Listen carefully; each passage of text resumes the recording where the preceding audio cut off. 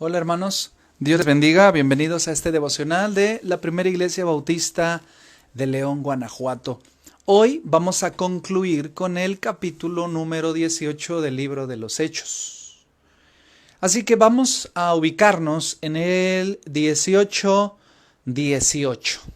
Yo no sé si ustedes recordarán, el día de ayer vimos cómo el apóstol Pablo fue librado por Dios enfrente de Galión, el procónsul de Acaya. El mal que habían preparado contra Pablo había caído ahora sobre el nuevo líder de la sinagoga, Sóstenes. Así que Pablo está libre, él ha librado su cuerpo, él ha librado del castigo que le querían someter a aquellos hombres, y el versículo 18 sigue narrando la historia. Mas Pablo, habiéndose detenido aún, esa palabra aún está bastante interesante, aún muchos días allí. Recordarán que él estuvo 1 año y 6 meses en Corinto y predicando el evangelio, compartiendo de Jesús, etcétera, etcétera. 1 año y 6 meses. Él comparte el evangelio, pero después los judíos lo llevan con acusaciones sin fundamento delante del procónsul, y entonces ellos querían que Pablo ya se retirara de allí, se fuera, se callara, que no siguiera haciendo su trabajo, que no siguiera haciendo su labor. Pero dice el versículo 18 que está ahí en la pantalla: mas Pablo, habiéndose detenido aún muchos días allí, ya no me especifica si terminó los 2 años, 2 años y medio, no lo sabemos, dice muchos días ahí. Después se despidió de los hermanos y navegó a Siria. Y con él, adivine quién iba, Priscila y Aquila. Este matrimonio, yo no sé si usted se acuerda que Priscila y Aquila fueron expulsados de Roma, fueron a caer allá a Corinto. Ellos eran fabricantes de casas de campaña. Y Pablo también tenía ese oficio, y trabajando con ellos, colaborando con ellos, le comparte el evangelio, y tan impactados quedaron Aquila, que es el varón, y Priscila, que es la mujer, se fueron con él a Siria, habiéndose rapado la cabeza en Cencrea, el apóstol Pablo, porque tenía hecho voto. Aquí mire, en Números 6:18, lo tengo por acá en mi Biblia, para hacer una referencia. ¿Qué es eso de raparse la cabeza? Mire, recordarán que el apóstol Pablo es judío, él comulga todavía con muchas prácticas. De hecho, no tan solo él, sino muchos del cristianismo primitivo, tenía muchas conexiones con el judaísmo. Y fíjese, en Números capítulo 6, nos habla acerca de los nazareos, o el voto nazareo. El voto nazareo era una forma antiguo testamentaria de dedicarse a Dios, de consagrarse a Dios. Primero debía dejar de crecer la cabeza, el pelo, y después tenía que abstenerse de vino y de sidra. Números capítulo 6, versículo 3, vino, sidra, todo extracto de la vid, dejarse crecer el cabello. Él tenía que cumplir cierto tiempo de promesa delante de Dios. Y en el versículo 18 dice así, 6:18, Números dice: entonces el nazareo raerá a la puerta del tabernáculo de reunión su cabeza consagrada. Ese rapará su cabeza a la puerta del tabernáculo de reunión, y tomará los cabellos de su cabeza, ya cortados, obviamente, consagrada, y los pondrá sobre el fuego que está debajo de la ofrenda de paz. Después tomará el sacerdote la espaldilla cocida del carnero, una torta sin levadura del canastillo y una hojaldre sin levadura, y las pondrá sobre las manos del nazareo después que fuere raída o rapada su cabeza consagrada. Así que el apóstol Pablo parece ser que practicó el voto nazareo. Ahora usted preguntará, ¿por qué? El apóstol Pablo practicó el voto nazareo por la misma razón por la que nosotros debemos consagrar nuestra vida cada día. El apóstol Pablo tenía el elemento cultural del voto nazareo, dejar crecer su cabeza, abstenerse de ciertas cosas. Usted tendría que leer Números capítulo 6 para enterarse bien de los detalles del voto nazareo antiguo testamentario. Pero una de las cosas que él hizo es rapar su cabeza y no sabemos si él cumplió el rito a cabalidad completamente. Presumiblemente sí, porque el apóstol Pablo no había todavía en este momento entendido un cisma, un divorcio, una separación entre el judaísmo y el cristianismo. Más bien, algunos pensamos que el apóstol Pablo, al inicio de su primer y segundo viaje misionero, está pensando lo mismo que pensó Martín Lutero con su movimiento de reforma hacia la Iglesia Católica Romana. Parece ser que el apóstol Pablo estaba pensando de la misma manera, como un movimiento de reformar el judaísmo. Por eso llegaba a las sinagogas, por eso él mismo practicó el nazareo en este sentido, por eso él mismo practicaba el oficio que en la sinagoga, cuando él fue joven, él emprendió, y muchos de los discursos que él da, incluso de las cartas que él escribe en el libro de Romanos y Corintios, él se siente todavía orgulloso de la nacionalidad judía. Eso significa que a veces nosotros, al igual que el apóstol Pablo, y al igual que aquel monje alemán, Martín Lutero, creemos que el viejo estado de las cosas podría de algún modo reformarse, pero Dios rompe los esquemas antiguos para hacer todo nuevo.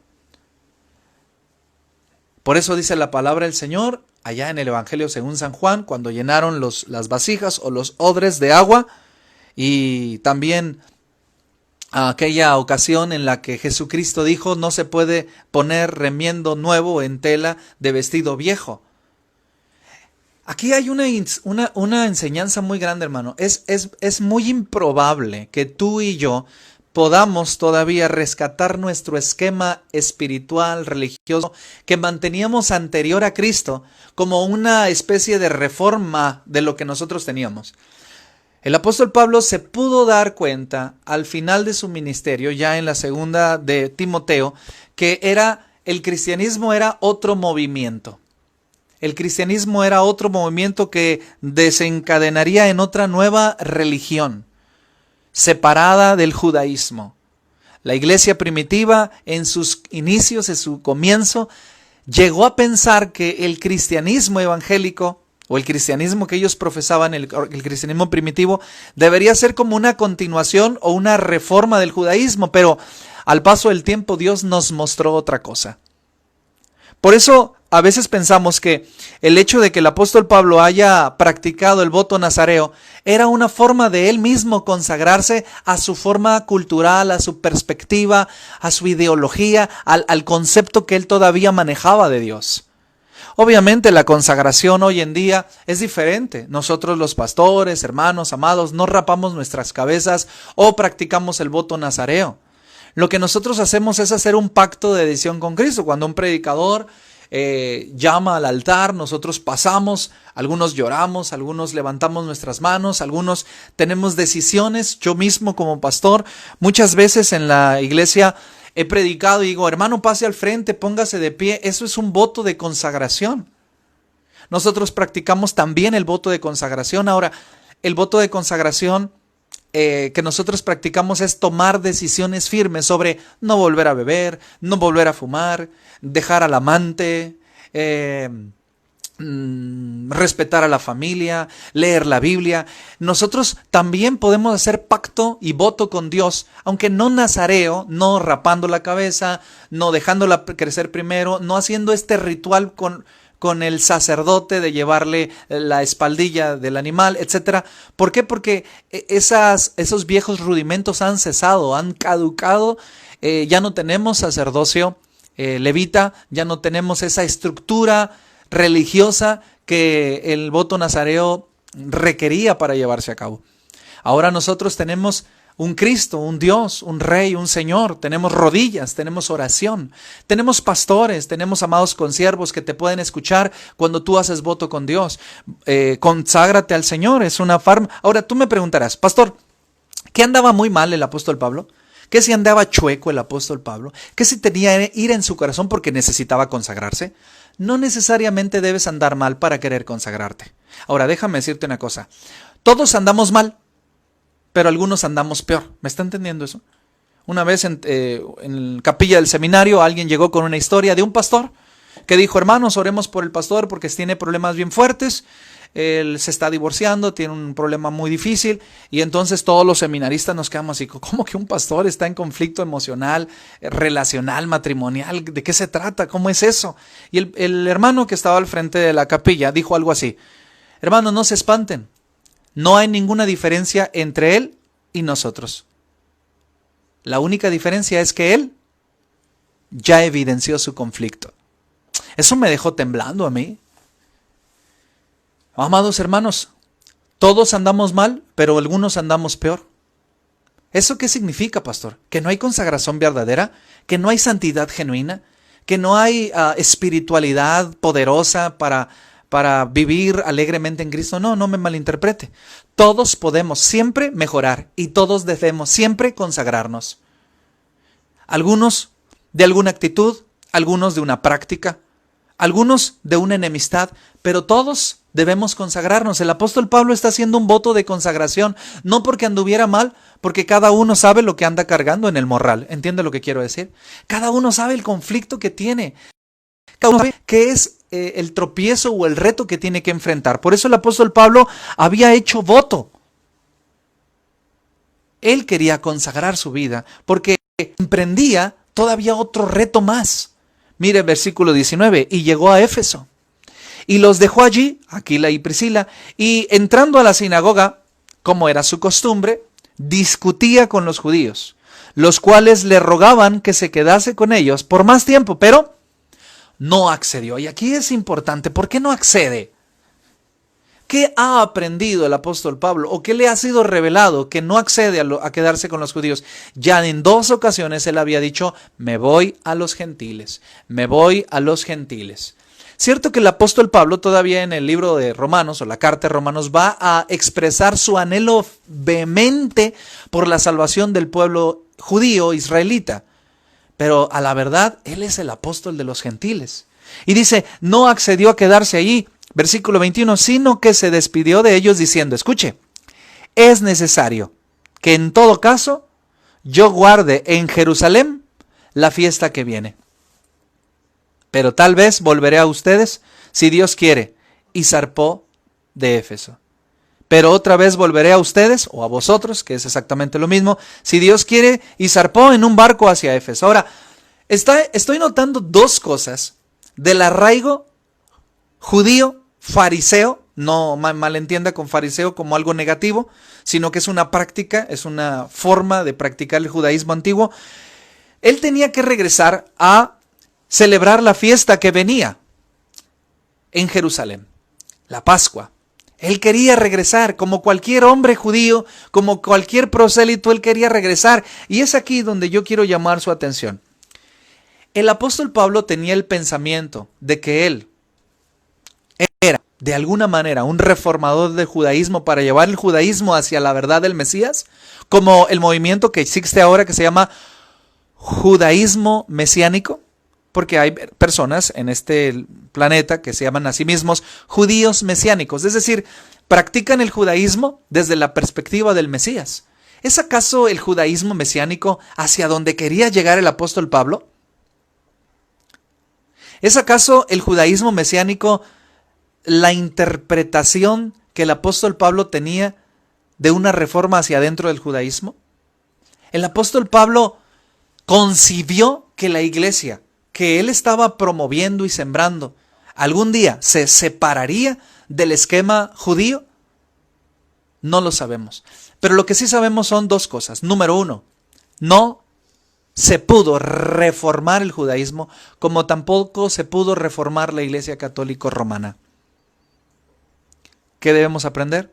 A veces es importante aprender que las cosas no se reforman, se rehacen. Amado, si tú has venido del catolicismo romano, si tú has venido de cualquier otra experiencia religiosa y quieres venir al cristianismo, el Cristo vivo, el Cristo de la Biblia, el Nuevo Testamento, la iglesia contemporánea de Jesús, y tú piensas que las cosas que traes de antes puedes manejarlas todavía aquí, debes entender una cosa. Cristo hace siempre cosas nuevas. Siempre Cristo está haciendo cosas, dígalo por favor, nuevas. Es importante que tú y yo entendamos que nuestra vieja vida pasó, que nuestra vieja filosofía de vida pasó, que nuestra vieja manera de concebirnos a nosotros mismos como seres espirituales o religiosos pasó. Necesitamos entender que he aquí las cosas son hechas nuevas. El apóstol Pablo quería regresar a la fiesta judía, porque él se concebía a sí mismo judío. Él se rapó la cabeza porque él se concebía a sí mismo judío. Pero más adelante, él va a abrir los ojos, porque recuerde una cosa que yo en algún momento le enseñé en aquel curso que se llama Enseña para cambiar vidas. La revelación de Dios es acumulativa y progresiva. ¿Qué significa esto, pastor? Que el apóstol Pablo, cada día que va pasando, cada año que va pasando, cada sinagoga que visita, su teología, es decir, su comprensión de Dios va perfeccionándose. Por eso usted puede ver al apóstol Pablo enemistándose con Bernabé por llevar o no a Juan Marcos en Hechos, en el libro de los Hechos, capítulos atrás, ahora mismo no recuerdo qué capítulo, pero en la segunda a Timoteo está encontrando al apóstol Pablo diciéndole que venga Juan Marcos. Crecemos, amado, crecemos. Por eso en este momento usted está viendo que el apóstol Pablo fue a la sinagoga, pero dice, no me voy a quedar mucho tiempo, porque ya se quedó varias veces y salió apedreado. Ya se quedó varias veces y fue llevado hacia el tribunal. Él entendió que él no era el instrumento hacia los judíos. Él tuvo que comprender que Dios se estaba moviendo en diferente dirección a la que él quería ir. Ya le había dicho, pasa a Macedonia. Ya habían sucedido 3 o 4 intervenciones entre los judíos que arremetieron contra él por la predicación del evangelio desde la perspectiva del Mesías. Ahora vamos a las enseñanzas. Enseñanza número 1. No pretendas parchar tu vida antigua con moralidad cristiana. No pretendas darle una manita de gato, entiende lo que quiero decir, una repintadita de fachada a tu forma antigua de ser o de pensar. Tienes que romperte y tienes que rehacerte nuevo en Cristo Jesús. Como el cristianismo desplazó al judaísmo y la iglesia reformada desplazó a la iglesia romana, así también tu nueva fe en Cristo debe desplazar a tu antiguo yo. No te aferres a las viejas maneras de pensar, a las viejas maneras de hacer las cosas. Sé consciente que Dios siempre está yendo hacia cosas nuevas. Es importante, mis amados hermanos, es importante que tú y yo consideremos que Dios siempre va hacia adelante y hacia arriba. Nunca va hacia atrás ni hacia abajo. Dios siempre va hacia adelante. Cántico nuevo. Iglesia fuera de Jerusalén. ¿Está entendiendo? El apóstol Pablo siempre está yendo hacia afuera de la iglesia porque quiere compartir el evangelio de Jesús. Ahora, segunda enseñanza. Es importante que nosotros consideremos que solo Dios puede hacer una transformación en nuestra vida. Mire lo que dice la palabra del Señor. Es necesario en todo caso que yo guarde en Jerusalén la fiesta que viene. Pero mire lo que dice, pero otra vez volveré a ustedes.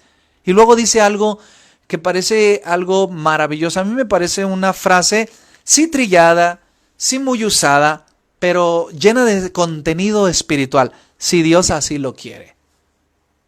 Si Dios así lo quiere. Amado, Es importante que nosotros entendamos que solo Dios puede hacer una transformación en nuestra vida. Es importante que nosotros consideremos a nosotros mismos como masa, como barro en las manos de Dios, para que Él transforme nuestras vidas y que nosotros tenemos planes, ¿no es cierto? Voy a ir, voy a subir, voy a comprar, voy a vender, se va a hacer así, pero la frase, si Dios quiere. Si Dios así lo dispone, volveré a ustedes. Amado, yo quisiera que usted y yo, hoy en esta noche, comprendiéramos juntos, porque yo también estoy aprendiendo con usted, que los caminos que nos tocan vivir son marcados por Dios. Las experiencias que nos toca vivir son marcadas por Dios para nuestro beneficio. Y le suplico en el amor de Jesús que se vea a sí mismo como hombre, como mujer, como joven, como señorita, incluso como familia, que se vean a sí mismos como barro en las manos de Dios. Entendamos que Dios quiere llevarnos más arriba y más adelante. Que nosotros tenemos planes, sí, pastor, pero Dios tiene planes mejores. Déjeme terminar esta reflexión con una experiencia. Cuando llegué a la iglesia de León, Guanajuato, observé casi por medio año, 7 meses, la dinámica de la iglesia. Noté que hay muchos recursos, hay muchas suficiencias. Me parece que en la primera iglesia bautista de León, Guanajuato, hay gente muy hábil, muy capacitada. Me parece que tenemos muchos recursos y elementos que se podrían reacomodar para poder lograr más avance en el ministerio. Eso fue mi perspectiva. De manera que les presenté un plan de trabajo, misión, visión, metas, estrategia, etcétera, etcétera. Hay un documento que yo entregué a la iglesia donde la iglesia aprobamos ir adelante en las misiones, en el trabajo, etcétera. 1000, punto. Pero se viene el coronavirus. Y me he puesto a revisar los escritos de diciembre 2019, enero 2020. ¿Y sabe qué he encontrado? Que muchas de las cosas que eran aplicables al 100% en la antigua manera de hacer, ver y hacer las cosas, hoy no sirven para nada. Estaban basadas en visitas, estaban basadas en reuniones masivas, estaban basadas en cosas que nuestra nueva normalidad, este nuevo esquema de vivir, ya no son funcionales. Yo puedo hacer 2 cosas. Número 1, o me reinvento como pastor y nos reinventamos como iglesia y continuamos avanzando más arriba y más adelante. O nos frustramos. No, es que nosotros queríamos las cosas así y vamos hacia atrás y hacia abajo. Hacer lo mismo que creíamos que podíamos hacer antes. Yo le voy a dar un consejo. No se enfrasque en una lucha que no va a poder ganar. No se enfrasque en una lucha que no va a poder ganar. Necesita considerar que Dios siempre va adelante. Usted y yo sabemos que cristiano significa seguidor de Jesús. ¿Amén? ¿O no? ¿Qué significa cristiano? Seguidor de Jesús. Escuche la palabra, seguidor. Significa que Dios está moviendo. ¿Hacia dónde se mueve? Hacia adelante. Siempre en el Nuevo Testamento, cuando alguien decidió seguir a Cristo, caminó atrás de Él. Jesús siempre marcó la pauta, marcó el camino en los caminos, en las veredas, en las aldeas. Jesús siempre iba adelante. Pero nosotros tendemos a permanecer en el mismo lugar por comodidad. El apóstol Pablo, al raparse la cabeza y al ir a Jerusalén, es una consecuencia lógica de un ser humano que a lo que estaba acostumbrado, él regresa, porque su idiosincrasia, su perspectiva religiosa era esa, y él abrazaba esa, pero Dios lo está llevando más adelante. Nosotros debemos aprender. Eso no significa pecado, eso no significa que estemos mal, pero retrogradar es caótico. Porque Dios nunca se está moviendo hacia atrás. Hacia atrás podemos voltear para aprender e ir hacia adelante. Así que, mi amado hermano, yo le suplico en el amor de Jesús que considere lo siguiente: Dios se está moviendo. Nos quedamos en el lugar que estamos, pensando como estábamos, haciendo lo que estábamos haciendo, y nos quedaremos solos, porque Dios ya se movió. Dios ya se movió, Él va avanzando. O nos reinventamos, nos adaptamos y seguimos proclamando, o nuestro mensaje no tendrá sentido en una nueva realidad. Nuestro mensaje no tendrá ningún sentido. Pero el mensaje de Dios siempre es fresco, siempre es nuevo, siempre es impactante. Amados, les dejo hasta aquí. Mire lo que dice la palabra: si Dios quiere. Y zarpó de Éfeso. Él zarpó de Éfeso y él esperaba regresar. Él esperaba volver y hacer cosas mil. Pero él me da una pauta a mí. Hágalo también, si Dios quiere. Si Dios me lo permite, yo voy a ir tras Él y voy a honrarlo. ¿Me permite orar? Padre, en el nombre de Jesús, yo te pido en el nombre poderoso de Cristo Jesús que nos permitas entender que tú te estás moviendo y que yo soy seguidor tuyo. Que mi hermana, mi hermano que me está escuchando es seguidor tuyo y que necesitamos ir tras ti, Dios. Te ruego, Dios, que nos animes y que nos llames con esa voz angelical, preciosa, hermosa. Que apliquemos en nuestra vida la palabra que dice: mis ovejas oyen mi voz y me siguen. Permítenos movernos hacia ti. En el nombre de Jesús. Amén. Amén, hermanos. Que el Señor les bendiga. Adiós.